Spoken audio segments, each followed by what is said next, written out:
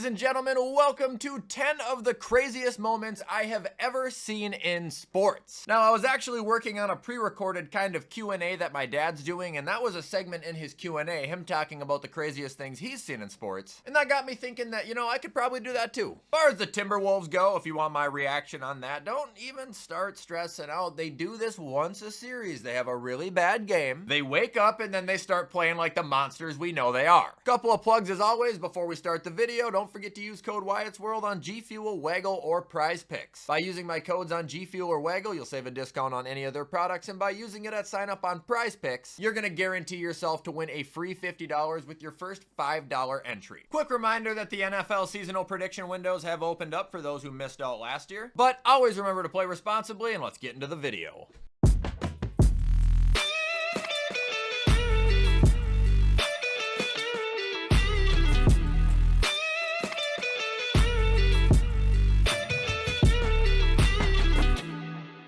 Okay, so starting off this list with one of the more obvious ones, if you can see where I live, we have the Minneapolis Miracle. This is a memory of mine that I just still can't quite believe because this doesn't happen to Minnesota sports teams. We are always on the shit end of the stick for absolutely everything, but not that time. For anybody who for some reason doesn't know what the Minneapolis Miracle was, it was a Vikings-Saints playoff game. The Vikings started off beating the absolute piss out of the Saints, shut them out in the first half. Then the Saints ended up coming back. Will Lutz kicked a field goal, taking the lead by 1, where the Vikings were left with like 25 seconds and an entire field to go. That's when Keenum threw a pass to Diggs near the sideline. Marcus Williams completely missed a tackle, and Diggs ended up running it in for a 67-yard walk-off touchdown. I was watching at my friend's apartment. There was like 10 of us in there, and it was just non-stop screaming and celebrating for like fucking 5 minutes. Like, after seeing Sean Payton and Alvin Kamara mocking the skull chant and everything, this truly was a miracle. It was one of the greatest miracles I have ever witnessed.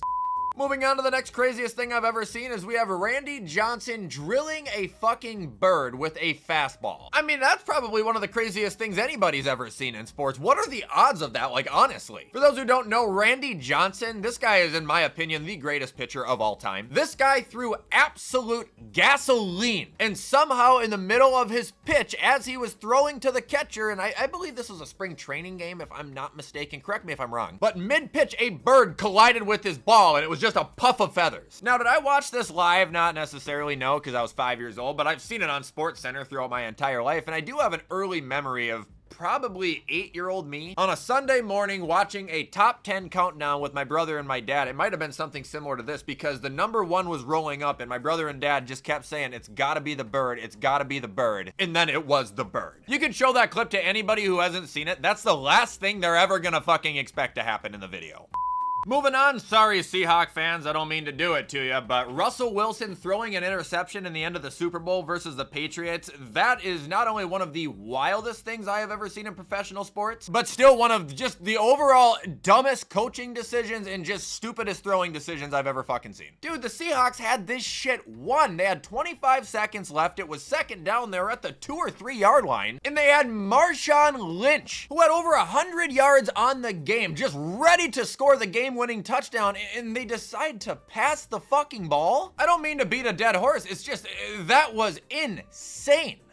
Moving on, and I'll spend a very short period of time talking about this, but we have the Damar Hamlin incident. No way that wasn't going to make this list. That was without a doubt one of the craziest things I have ever seen. We'll probably never ever see a player, technically die on a field again. Again, for those who don't know what this is, Damar Hamlin, Bills safety, was hit a couple years ago in a game versus the Bengals. Well, I should say he hit someone. Either way, he collided. I want to say it was with T. Higgins. And the dude's body just shut off. Man, there was players crying on the sideline. I was starting to get shooken up there because I just didn't know what the hell was going on. They canceled the whole game. And then, by a miracle, grace of God, Damar Hamlin was able to be, revived. But it was announced that for a short period of time, he didn't have a pulse. He was technically dead. What's even actually crazier is the amount of stupid, arrogant, absolute fucking morons who actually think Damar Hamlin is like a clone right now, and it's not actually him, and the real Damar Hamlin's dead. Look it up, man. There are people out there who believe it.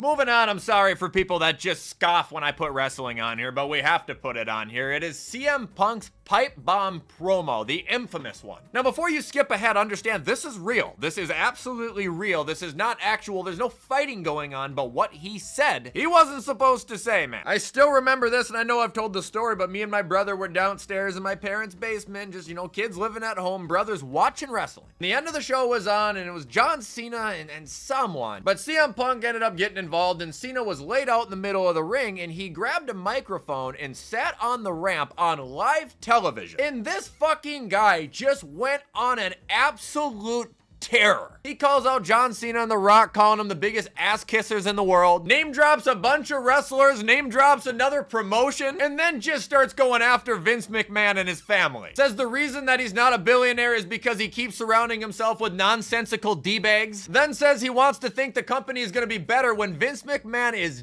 dead, but he knows it's just going to be handed off to his idiotic daughter, his doofus son-in-law, and the rest of his stupid family. And then the mic got cut off. Me and my brother were just looking at each other like, look it up if you haven't seen it. CM Punk pipe bomb. Definitely one of the craziest things I've ever seen. Moving on to the next craziest thing I ever saw was the Washington Nationals winning the World Series in 2019. That's still just an absolute fucking ringer to me. This team had just gotten rid of Bryce Harper. And even though they weren't a terrible team without him, they weren't fantastic by any means either. A matter of fact, if it wasn't for the crazy win streak they went on at the end of the season, they might have not even snuck into the wild card. Granted, they did end up finishing, you know, above 90 wins. They still weren't better than teams like the Braves or the Dodgers or the Twins or the Yankees. Astros were really good that year. Cleveland was really good that year. Yet they got into the wild card and they just ended up winning the whole thing. Like, it was such a what the hell moment. It's that series, though, that gives me hope for any team that gets into a wild card. You always have a chance. Moving on, we have the 2018 game between the Chiefs and the Rams, where the Rams beat them 54-51. I mean, this has got to be the greatest game ever played when it comes to the NFL. As far as entertainment goes, I mean, this was better than a movie. I'm not even kidding you. This game was like watching two heavyweights just throwing bombs at each other. It kind of looked like this. Both Mahomes and Goff threw for over 400 yards. There was 10 total touchdowns thrown in the game. Tyreek had over 200 receiving yards. And even though Kansas City was able to hold their ground and, you know, pull ahead with their offense, they could not keep the Rams down. The Rams were a different kind of fucking machine that year.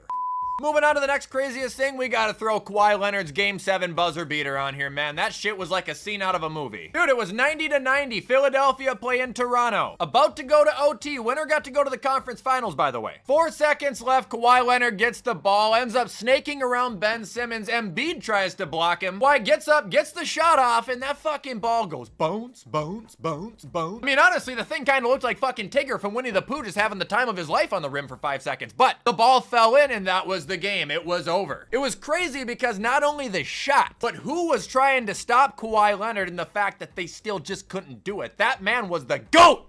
Moving on to the next craziest thing. This is probably an obvious one, and sorry Falcon fans, but Brady's 28-3 comeback in the Super Bowl. That was nuts, and it was even more crazy because I had money bet on Tom Brady to win that game. So imagine the emotional roller coaster I went through. I think it was only like $50, but at the time, man, I'll take $50. I'll still take $50. Again, playing poker in my buddy's garage, and this shit was a blowout. We thought the game was done at halftime. Then all of a sudden, the Patriots just kind of started putting things together. Defense started to get some stops. Brady started to gain some momentum. I mean, he did finish with 466 fucking passing yards. But it was like after New England scored that one time, it all clicked. It all changed. They didn't allow a fucking point in half the third quarter or any in the fourth. Patriots threw up damn near 20 points on them unanswered, went to overtime, and ended up beating them. I really hope I'm not wrong. I've just seen Brady play in the Super Bowl 5 million times, but if this was the game with the Julian Edelman catch, that catch alone was still one of the most damning plays I've ever seen. Very critical catch. It might have been a 4th down drive, and the guy caught the ball, but it bounced out of his hands, and as the ball was literally that close to the ground, he snatched it again. Kind of like the Kawhi Leonard thing. It was like I was watching a movie or something.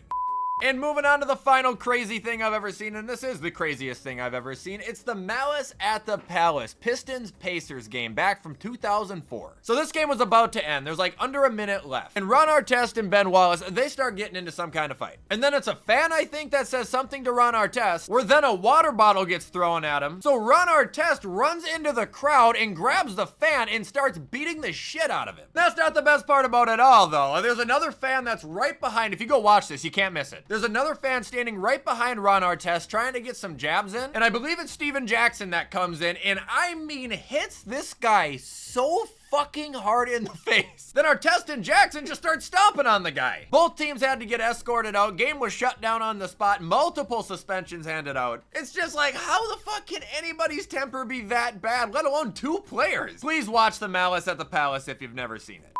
And that is gonna do it, ladies and gentlemen, for 10 of the craziest moments I have seen in professional sports. As always, feel free to share your feedback and let me know some moments that you guys would include on this list. Also, if you enjoyed this video, feel free to show support because you know I appreciate it. But in the meantime, I'm gonna get this edited so you can watch it on time. Hope everybody has a great rest of their Wednesday, and I will see you in the next upload.